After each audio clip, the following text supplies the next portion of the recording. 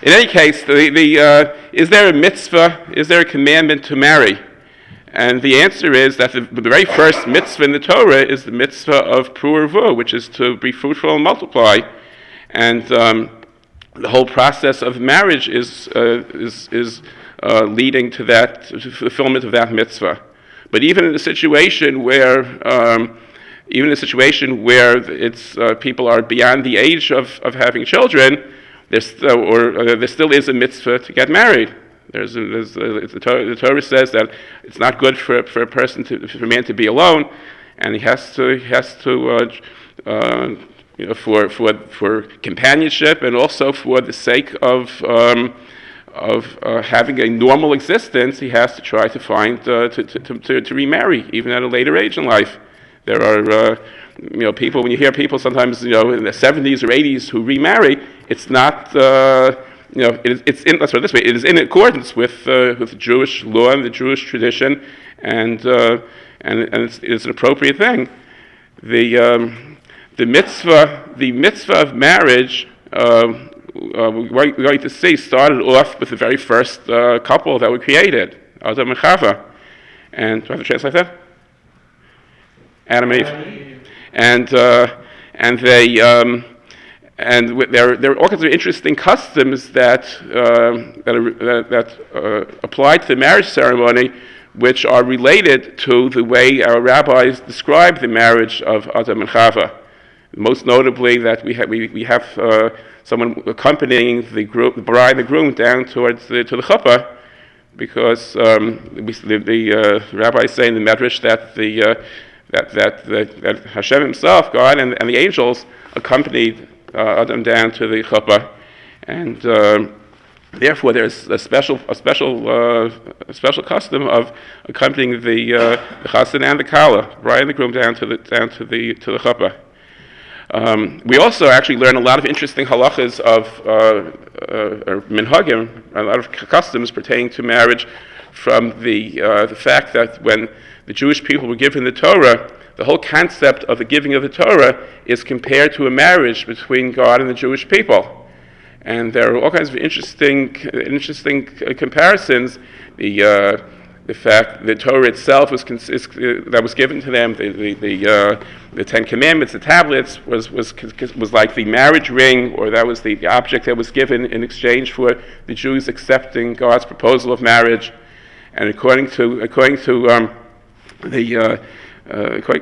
some, the Mount Sinai, Har Sinai, was held over their heads, and the simple explanation was they were sort of given an ultimatum: either you accept the Torah, or this is we're dropping the mountain on you.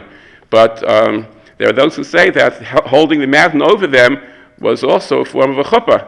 That was the chuppah. There was a chuppah and there was a kedushin. There was the marriage canopy, and then there was the object that was used in order to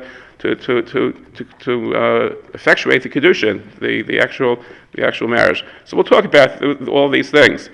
The second question. So anyway, as far as the first question, there definitely is a mitzvah to marry.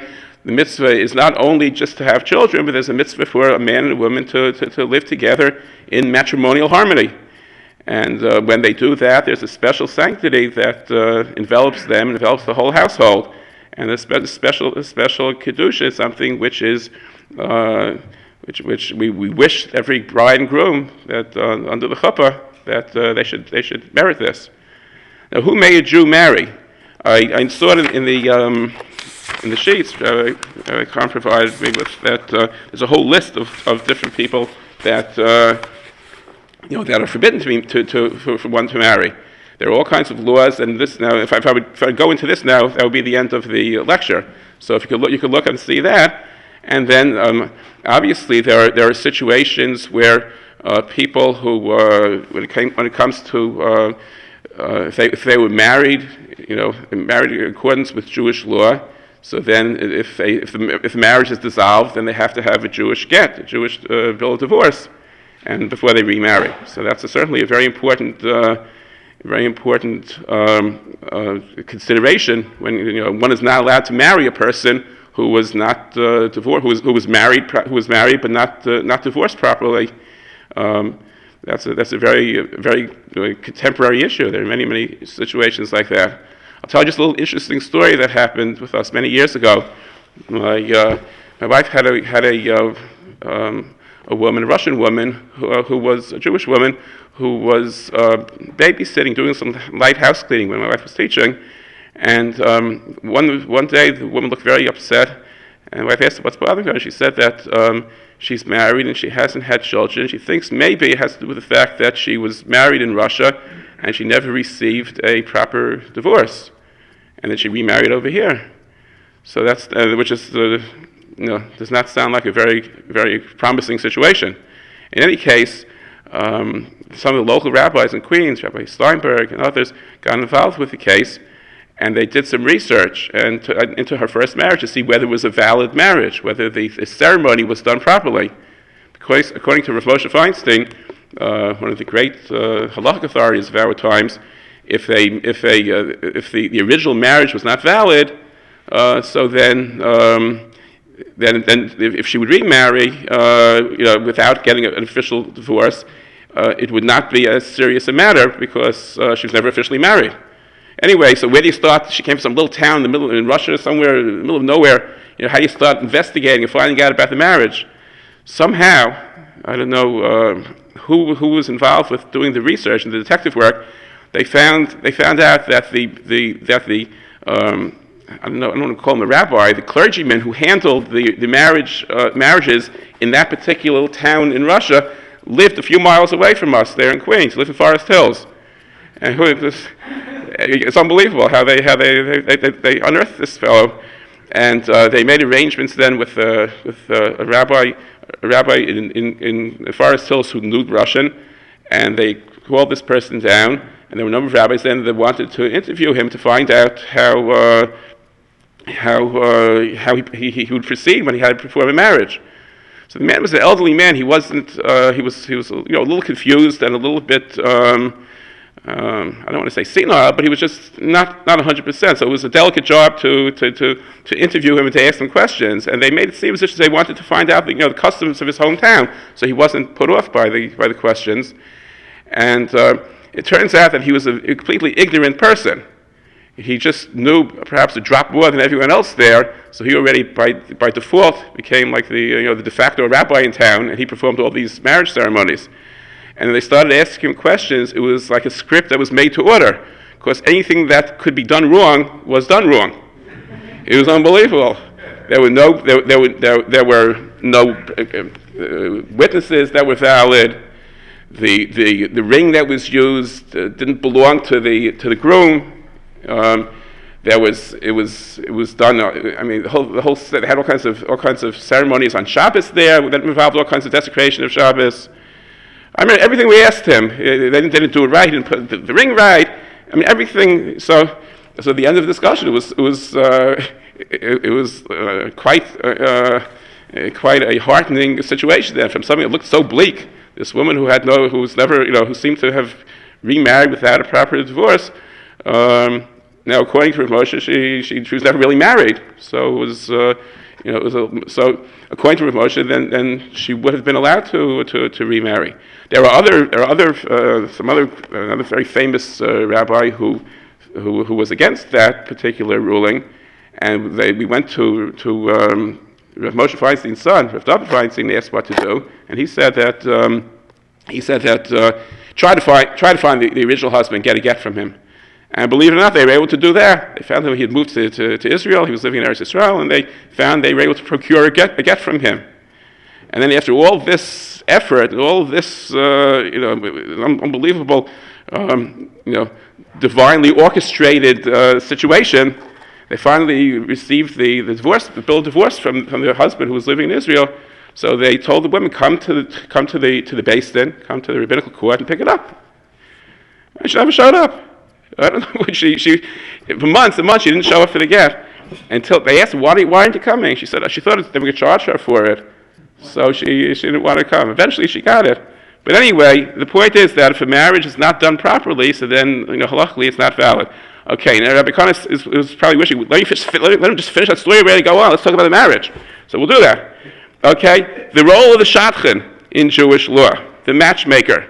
Okay, a matchmaker is not just like someone from Fiddler on the Roof, some yenta who's somehow has a rather unseemingly annoying type of demeanor, who's and just out to get money. In Jewish life, the matchmaker, the shadchan, is a very, very important person. The role of the matchmaker is considered a very, very praiseworthy either vocation or avocation. Some very famous rabbis in history were shadchanim. They were matchmakers. There's one of the great rabbis of the medieval of the Ashkenazi Jews was the Maharil, Yaakov Mulin, and he was probably all of the Ashkenazic customs originate or came through him, and he was his only source of income was as a shadchan, as a matchmaker.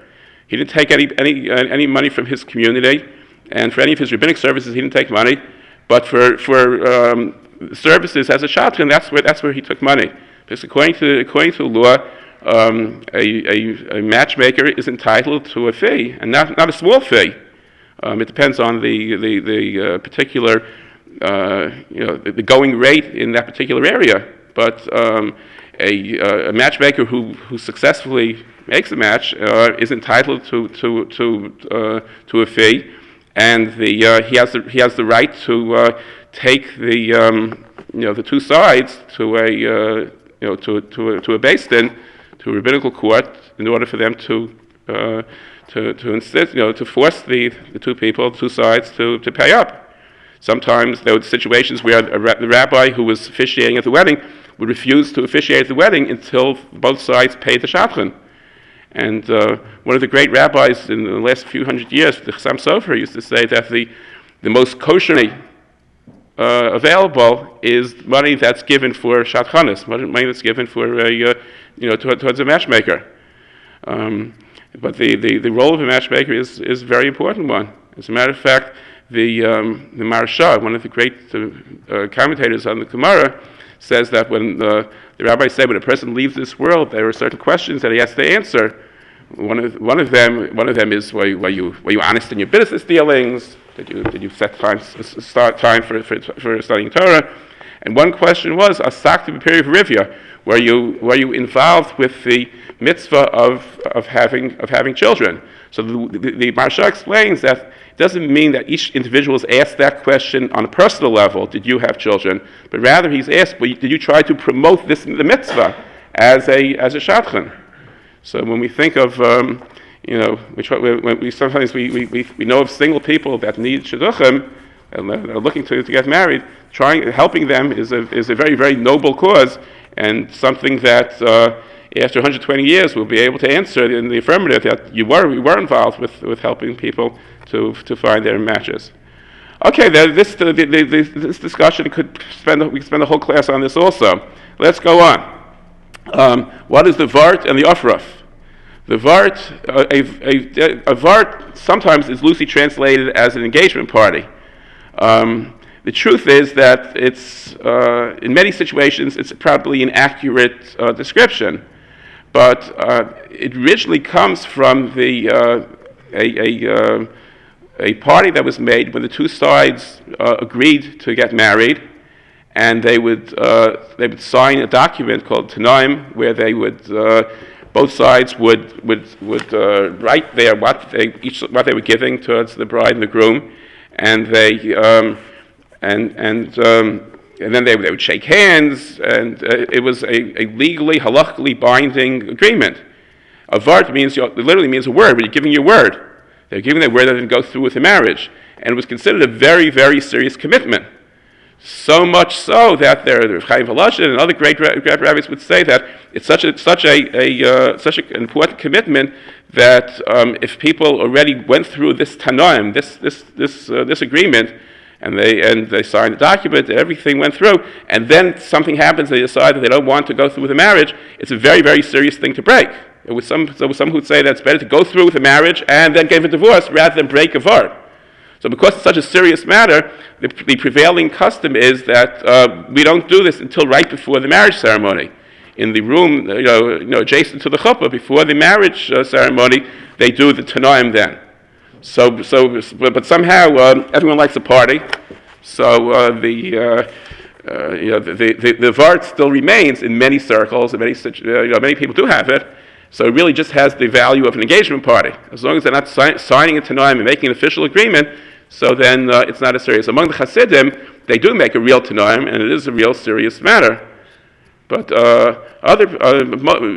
in the non-Hasidic world, they wait until they have their party, the vart. Nothing wrong with it, but it doesn't have any halachic ramifications. And then they do this Tana'im where they sign a document right before the marriage. And that document, that Tana'im, is just basically a formality. It just says we're going to go through with the marriage. Both sides are satisfied with everything, and they're going to go through with the marriage. Okay, the Aufruf. Aufruf means is where the groom is called up to the Torah the Shabbos before he gets married. Shabbos before the marriage is an obligation for him to receive an aliyah, to be called up to the Torah.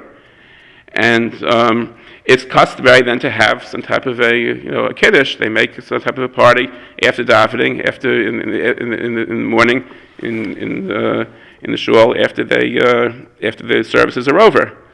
But the main thrust of the Aufruf is being called up to the Torah. And if people, sometimes we hear that people they make an Aufruf 2 weeks or 3 weeks in advance. There's nothing wrong with that, because sometimes it's just not convenient to be able to, if they want to make a big kiddush and a big party, after the shul, and then the wedding is the next day, and they have to put up people, and it gets a little complicated. So they'll make it 2 or 3 weeks in advance, but that still doesn't absolve the groom of getting his aliyah, being called up to Torah the Shabbos before. I know in my shul we've had a good number of times over the years. We've had someone's there. We asked him, "What are you doing here?" He said, "I'm getting married tomorrow, and I'm in town." So he actually had his official Aufruf just by getting his aliyah, by being called up to the Torah in our shul. The Ashkenazim have this custom of having this Aufruf the week before the marriage. Among the Sfaradim, they don't really have that. It's just the Shabbos after the marriage is the main celebration. So this is one of those the differences between Ashkenazim and Sfaradim as far as whether there is an Aufruf. Okay. Number 5. What is the source of the custom of the bride and groom fasting on the day of their wedding? Now here again, this is an Ashkenazic custom. Sfaradim don't have this custom, and there are a number of reasons that are given, going from the to the sublime to the not so sublime. The sublime reason for having for fasting on the day of their wedding is because it's like their Yom Kippur. It's the day of their day of atonement, the day that they're repenting for everything they did. They're starting their lives over again now. It's the day of forgiveness, and which is a thing that we see a few times, a number of places there in the marriage ceremony. So they fast then as a way of atonement. Okay, that's the sublime. I don't want to say ridiculous, but I want to say, but because there are halachic ramifications, but it's not so sublime. The other reason is because we want to make sure that the bride and the groom are completely sober at the time of the marriage ceremony. If either one of them is inebriated to the point where he or she is not in control of his or her senses, that would invalidate the entire ceremony. Now you could ask that, fine, so just ban them from alcoholic beverages the day of the marriage, which somehow they certainly should do that. But the custom became that you don't have anything. So if you're not eating anything or drinking anything, then for sure you're not going to be drunk. There's another reason, which isn't as well known, is who brings Ram Brisk, I think, one of the early halacha authorities. I think he said the reason was that it should be an atonement for the disagreements that went into the marriage. All the negotiations and the differences between the bride side and the groom side. Sometimes things get a little bit uncomfortable. Sometimes they get downright unpleasant. So the bridegroom want to start off their marriage on the right foot, and if there were all kinds of fights that went into it, and the rabbi say in the Gemara, "Lekek ksubah l'ron ve'tigra," there is no ksubah, there's no marriage that doesn't have some disagreements. It has to be some disagreement. And I remember hearing there were two great Hasidic rabbis who were related to each other, whose children were getting married. And I think I don't remember how closely they were related, but whatever it was, everything was fine. They were in great terms. So like before the marriage, one of them said, "We got to have a fight," because the rabbis say that there's no marriage. There's something wrong. If you have to will something. But in any case, though, very often there's a big something. So we want to do tshuva for that. They fast the day of the wedding. Okay, these are a number of the reasons. Now, the Sephardim don't do it, and even among the Ashkenazim, if people aren't good at fasting, if it's hard for them, there are many leniencies that they don't have to fast. They could sometimes they can fast a half a day. They can give tzedakah instead. Some people get married on Rosh Chodesh. Right? That's a perfectly legitimate reason for not having to fast. Rosh Chodesh, at the beginning of the month, is somewhat of a holiday, so you're not allowed to fast then. So if you schedule your marriage for then you certainly don't have to fast. In any case, that's the custom of fasting on the day of the wedding. Incidentally, if they get married at noontime, then we just rely on the reason that we don't want them drunk at the time of the marriage. So then they can break their fast. Then they don't have to fast the rest of the day. And by the same token, there are those who say that if they get married, let's say if someone get married tonight at 8 o'clock, and it was already dark, let's say at 6 o'clock. So once the day of the leading up to the marriage is over, in other words, that day they were fasting and doing tshuva and repenting. That was their Yom Kippur was the day leading up to it. So technically, they could break their fast at 6 o'clock and then go into the marriage, not fasting. So I told this to one of my daughters, and she was married, and she didn't want to listen. She had it in her mind she's going to fast till under the Chuppah, and when they give them a little bit of wine to drink. Okay, she wanted to do it, fine. But anyway, she didn't have to. Okay, now why? What do the chassid and kala, the groom bride, add to their mincha prayer on the day of their wedding, and why? It's also since it's like their Yom Kippur, so they recite their certain prayers of Vidoy, Ashanu, Achet, certain things. And the easiest way to describe it is if you open up your art scroll sitter and you look at the mincha for Erev Yom Kippur, that's what they say. They say it's a weekday mincha plus these special prayers of penitence. That's the last time before the last prayer before they get married. They say that. Okay, if they get married noontime, so then in the morning for the shacharis, the morning prayers, they would say that. Okay. Number 7. What takes place at? Right. If they're fasting, they're right. They say name. Thank you. What takes place at the Kabbalah's Panim, the reception for the groom before the marriage ceremony? So we have there. They usually fill out the Tana'im. That's the document where both sides agree to go through with the marriage, and they also and then there are witnesses that go to the groom, and they give him a pen or a yarmulke or some item. If you're among Hasidim, they use a gartel, and they effectuate a kinyan which is basically they're obligating themselves to abide by whatever it says in this document. It's by taking they give him an object and he picks it up or she picks it up, and by doing that is accepting upon himself or herself what it says in there, which is basically they just go through with the marriage. They do, and then they sign it. The witnesses sign it, and then we'll see in a minute. They're going to read it. Then they also in the room there, the reception room, they also read the Ksubah, which is the marriage document that the husband gives to his wife, the groom gives to the bride, a very important document. So they fill out all the date and the names, and they make sure also that they do this acquisition with some item, the pen or the handkerchief or the gartel, and they even have to fill in that word there. That's the word that a lot of very often, if you get to fill in the rush, if you get to fill in that word, v'kanina, we made this acquisition with the chassid where the groom obligates himself to abide by whatever it says in the ksubah. Okay, the ksubah is you've seen the text of the ksubah, and it's a document where the groom is obligating himself to treat his wife appropriately. And also, in case of marriage or divorce, then there's a certain sum of money that she's entitled to. Again, we could spend many classes. People spend years on the Maseches Ksubas talking about learning about all the intricacies of the Chuppah. But anyway, that's a very, very important document. Okay, that's something that the wife has to have at all times. She has to know where it is at all times, and if it gets lost, then she has to get a replacement. There are, it's called like Chuppah de Irkasa. So it's something that some people have to be very careful with at the marriage, at the marriage ceremony, that someone responsible takes the Chuppah and either gives it to the bride after the wedding is over, or just holds on to it and tells her, "I'll give it back to you, whatever you want, but you should know it's safe with me, so that way it's not going to be lost." We'll talk about that a little bit later on.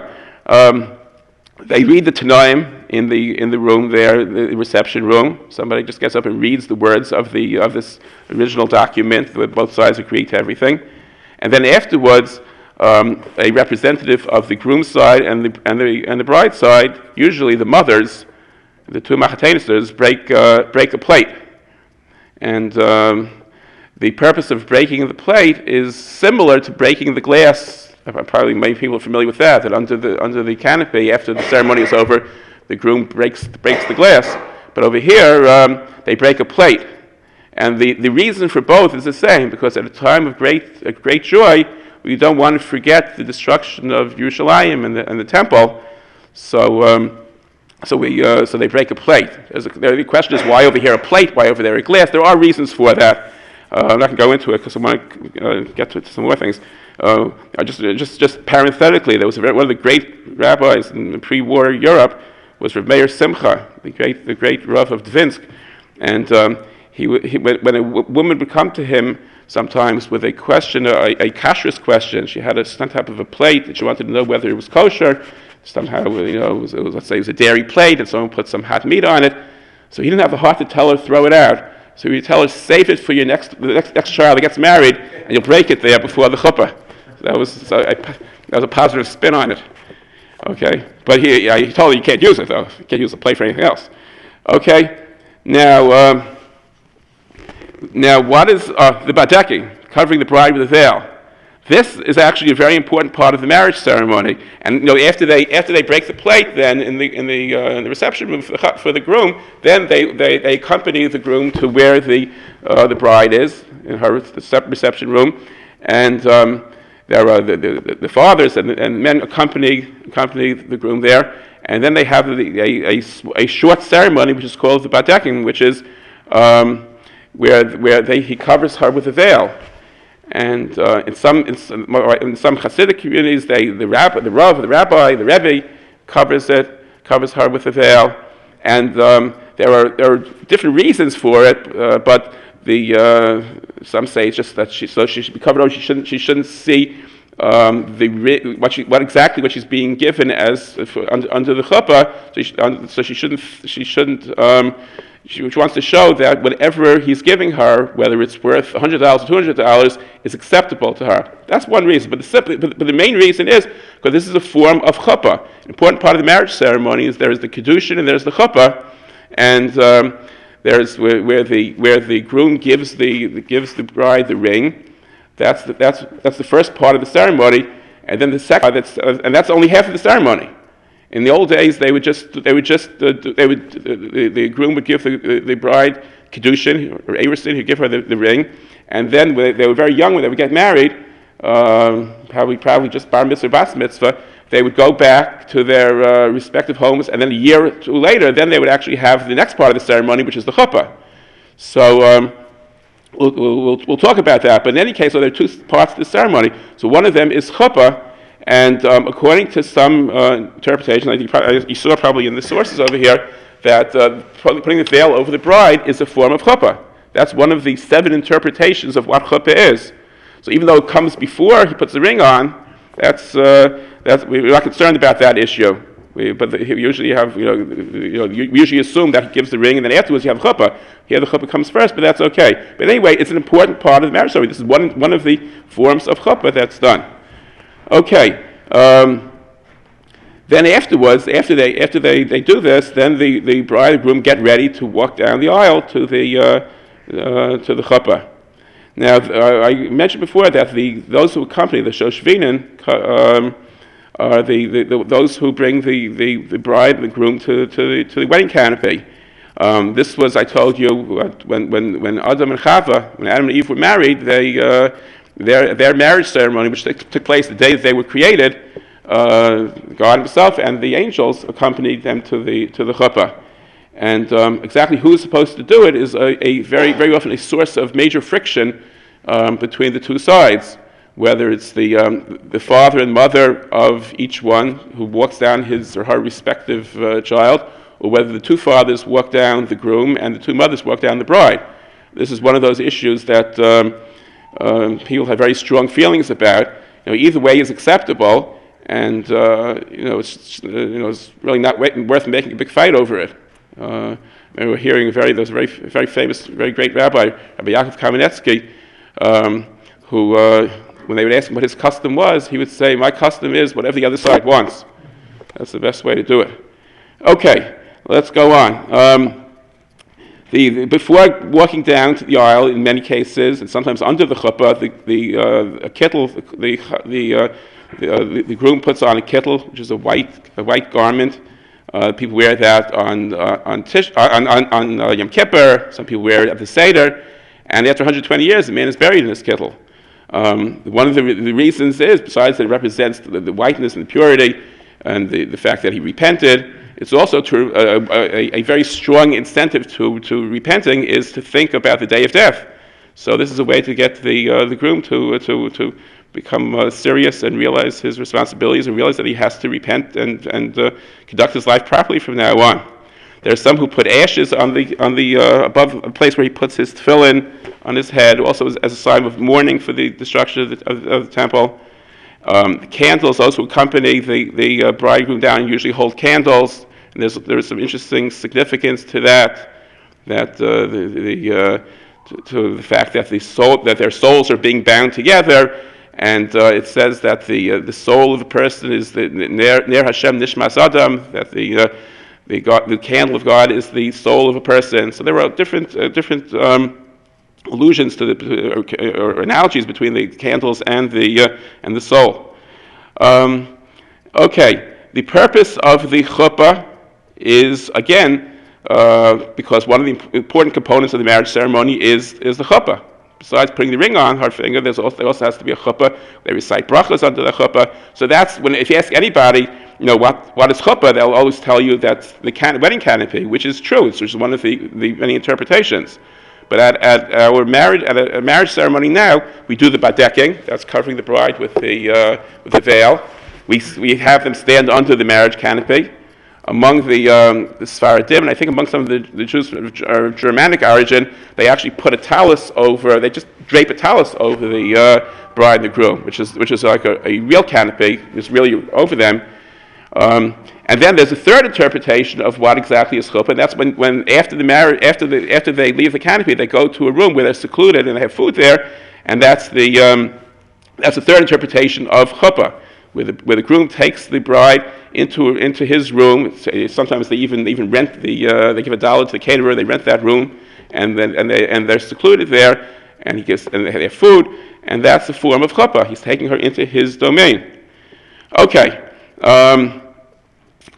Okay, now the two components of the 12. What are the two components of the marriage ceremony? So there is the Kiddushin, which I told you, or Erusin, same thing, where the groom puts the ring, says a statement, and he's, Hariyat Kedeshli with the Vasuk Tesmoshe of Yisrael, that you'll be betrothed to me with this ring, according to the laws of Moshe and Israel. And so and then he puts the ring on the finger. That's the first step of the marriage ceremony. And then the second one is the chuppah or nisuin, which is the simplest standing under the chuppah there, and they recite brachas, the 7 brachas under the chuppah. Okay. In addition to the bride and groom, who else is involved in the marriage ceremony? If I may just say, sure. Could you explain a little more about the difference between the two parts? One is less kol and the other one is to be matchmaker to the husband. Oh, okay, right. Okay, good. Yeah, thank you. That's when he puts the ring on. But he makes the statement, "You're betrothed to me," and he puts the ring on her finger. So at that point already, she is considered a married woman, and she's forbidden for any other man at that point. And if at that point, she wants to back out, they need a get, even though the marriage was never went further on with the marriage. but she's still not allowed to be intimate with her husband until after the Chuppah or the Nisuin part, which takes place a minute later. But like I told you, in the old days, it took place a year apart. But at that point, she was considered a married woman. So he puts the ring on, so she is forbidden to anyone else and to her husband. And then it's the Nisuin, the Chuppah, that actually permits them to each other.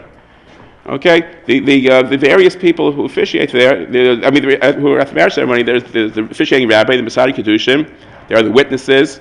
There are witnesses on many different steps. I told you already for the Tana'im, for the Ksuba, and then under the canopy there are witnesses who see the groom give the ring to the kala, to the bride, and hear him say it. And those are probably from a halachic perspective, the most important people there.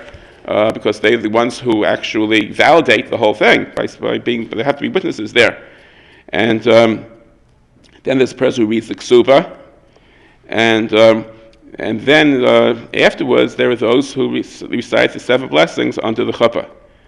Okay, now, yeah. What's the origin of the 7 blessings? Well, some say it actually goes back to the times of. When the very first Jewish marriage, with actually the second Jewish marriage, but between Yitzchak and Rivka, that it says that they blessed Rivka, and some say that it had to do, it originated over there. The concept anyway originated over there. But it's something that's been around since the times of the Torah was given, that they had this concept of brachas, of 7 brachas. If they were the exact text that we have it now, I don't know. But there was this concept that went back yet to the times of Moshe. Yeah. What are some of the reasons why the bride circles the groom 7 times? Oh, okay. You know what? I'll get to that in a minute. Okay, it's a good question. Just hold on for a minute. I'll describe exactly what goes on this. Okay, a cup of wine is used at the ceremony twice. Once for the ring giving ceremony, the kedushin, and then also then for the Sheva brachas, the Chuppah ceremony. A cup of wine is used in many situations of. In Jewish life, at a marriage ceremony, at a bris, when a firstborn is redeemed, the pidyon haben, the cup of wine is very very prominent. It's called a kos shel bracha, a cup of blessing, and it's used so it's used over here also twice. Okay, how much time do we have left? Let's make it. It's going to ring in 2 minutes, but you have 5 minutes. Okay, give me 5 minutes. Let me just tell you what goes on in the marriage ceremony, okay? And then I'll answer your question, okay? The chassan and the groom walks down first to the chuppah. He's accompanied by his parents or the 2 fathers. He goes first, and then if they want to have people walking in between, they want to have grandparents, they want to have ring bearers or flower girls or whatever they want to have. That's okay. But the bride goes last. She's accompanied by either her parents or her or the 2 mothers, and when she does come there, then the first thing she does is she walks around the groom 7 times. Some say that the idea of walking around her is sort of like to build a protective wall. A wife is protects the husband from the evil inclination. She is considered an important source of encouragement, both in spiritual matters and in mundane matters. But she's the wall around him. She's his protection, and we recognize that. Why exactly 7 times? Some say it's that the world was created in 7 days, and it's sort of like the culmination of the creation by when a man and woman get married. So that's the significance to it. Afterwards, after that, she stands on his right side. Sometimes they're facing the audience. Sometimes they have their backs to the audience. There are different customs about that. Then the announcer calls up the rabbi who's officiating and the 2 witnesses, and then the rabbi comes up there and he asks the groom to produce the ring. That's 3 minutes, but we'll make it 5. Okay, I want to keep it on. You're right. I won't be able to finish it. But in any case, once again, you're right, Rabbi Khan. In any case, though, let's just finish the marriage ceremony. Then he asks the groom for the ring, and hopefully the groom has it. And it does happen. Sometimes they loses it, and it's not all is not lost if the ring is lost. It's not the most pleasant situation there, but it has happened, and it is permissible actually, even though the ring is supposed to belong to the groom. It has to be his ring. He can actually borrow a ring from someone in the audience, as long as that person gives it to him wholeheartedly, that it should be his at the time of the marriage ceremony. Then it's okay. And he'll give it back. She'll give it back afterwards. The bride will give it back afterwards, and hopefully he'll get her a ring of her own. But it is. But anyway, though. So the rabbi asks, "Is this your ring?" And he says, "Yes." And he asks, "Is it worth at least a pruta, just a few cents? Because it has to have some intrinsic value, at least a pruta, which fluctuates according to the value of silver." And the groom says, "Yes." Then he shows it to the two witnesses. The rabbi shows the ring and says, "You see this ring? It's his ring. You see it's worth at least a pruta?" And they say, "Yes." And then he turns to the bride and he says, "Are you willing to accept this if it's worth only a pruta?" Okay, we try to have a plain, simple ring. We don't have a ring with diamonds in it or fancy engraving or anything like that. At the time of the marriage ceremony, you want to put names on it afterwards, that's fine. But at the time of the marriage ceremony, you want it to be a plain, simple ring because we don't want to mislead the bride into thinking that it's worth more than it really is. Okay, and she can tell her, "Are you willing to accept it's worth just a pruta?" And she says, "Yes." So at that point, he turns to the groom and he says, "Go ahead." So at that point, he says that statement, "You're betrothed to me with this ring, according to the laws of Moses and Israel." And then, after he says that, he puts the ring on the finger. And that pointer, he uses the pointer. The simple reason why he puts it on the pointer is, first of all, in the old days, women did traditionally wear rings on the pointers. I don't know if they were as we call the ring finger. But even more simple reason why the pointer is because it's the easiest for the witnesses to see. It's the easiest finger to hold up, and the witnesses then can see putting the ring on the finger, which validates the whole ceremony. If he uses a different finger, even like the ring finger there, it's the other fingers are blocking it. So it's a practical reason. If he put it on a different finger, it's also fine. Okay, let's go on. Then at that point of age, she's a married woman. Before the ceremony, the rabbi made the two blessings on the wine and on the called Berachas Eresin. He makes two blessings. Then the groom puts it on the ring on the collar, and then they give the bride and the groom a little bit of wine to drink.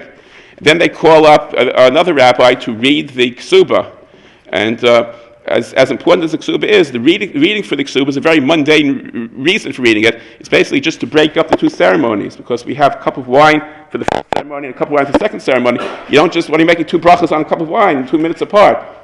Reading the Ksubah is considered an interruption, and therefore we can make another bracha on the wine, another blessing on the wine for the Sheva brachas. At that point, he reads the Ksubah, then they give it to the kala, they give it to the bride. And then once she has it, then she usually gives it to her mother or to someone else to hold on to for safekeeping until after the wedding. Then at that point, then they call up the people who recite the 7 blessings under the Chuppah. Those are called the Sheva brachas. And if you want to give it to each blessing to a different person, that's fine. If you want to give all 7 blessings to one person, that's fine. Usually the first 2 blessings go together, the bracha on the wine and then the next bracha. And by the Hasidim, sometimes they give all the brachas to the Rabbi, but the last bracha, the bracha achrita, is considered like the most prominent one, and that's certainly the Hasidic rabbis usually get that. After that, You mentioned the prohibition of intimacy without the ksubah, without knowledge of what the ksubah is, etc. Because I think that's important. Well, that's why she has to know either have it with her or know where she is, know where it is. To intimacy. Right. And if she loses it, then she has to go to a rabbi. It's not a big deal to do. It's very easy to replace the ksubah with the erkasah, but it has to be done. Sometimes people like 25 years into their marriage, they look around. Where's my ksubah? And they can't find it, so they have to trudge over to the rabbi and tell them, "I lost my ksubah." There was some lady once whose candlesticks were stolen. There was a break in her house. Her candlestick was stolen, and a short time later, in a local silver store, she saw her candlesticks, and the proprietor said, "What do you mean? How do you know they're yours?" So she said, "Look inside the candlesticks in the hollow thing. You'll see my ksubah there." She had stored her ksubah there in Which the lesson is, it's not a smart thing to keep ksuba in the candlesticks where it could be stolen easily, or in your jewelry box. Because anyone who's going to break in to the house will go straight to the jewelry box and probably just take the whole thing and not read the ksuba and say, I don't need this. Yes? Rabbi, I just want to kind of clarify something.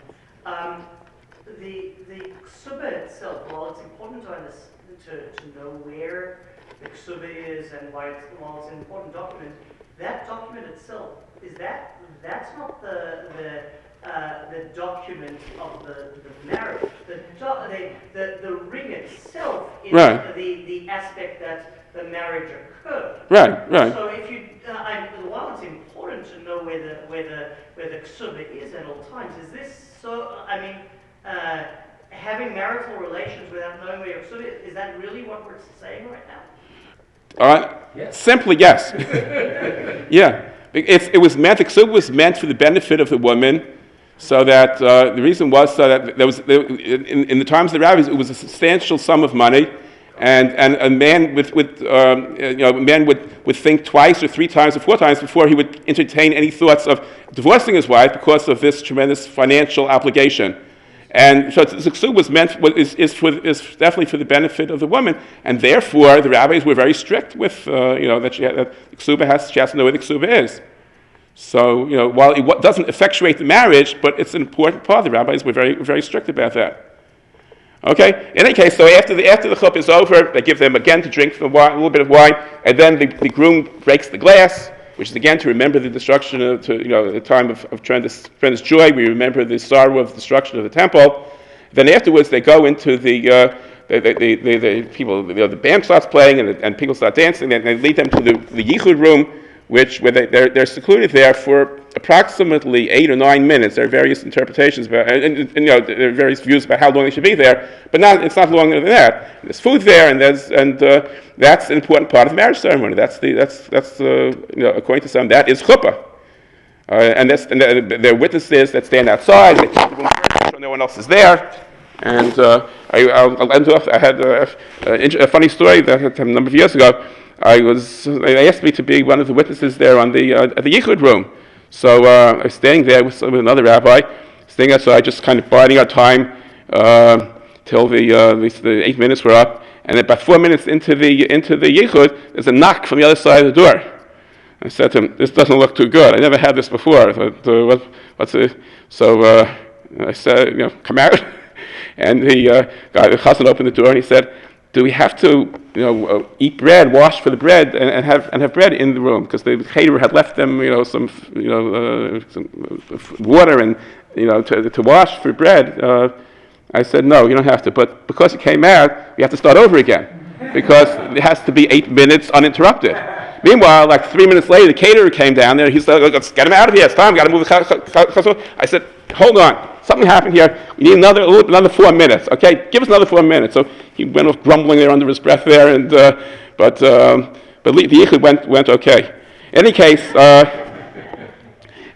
that's the story. And afterwards, then they come out, and then the marriage begins. It's a very important mitzvah. It's an important mitzvah not only to get married, but it's a mitzvah to rejoice with those who get married. That's considered. It's a very, very big, very, very big merit to rejoice with other people when they're building their new house, and the simcha and the joy that that others express is what helps build the foundation of the home. A home built on happiness and on joy is a house where the divine presence rests. And this is what we wish every bride and groom and every marriage, that should be a source for the divine presence that should rest there, and through that, then they have family, and this is the eternity of the Jewish people. Thank you very much for listening.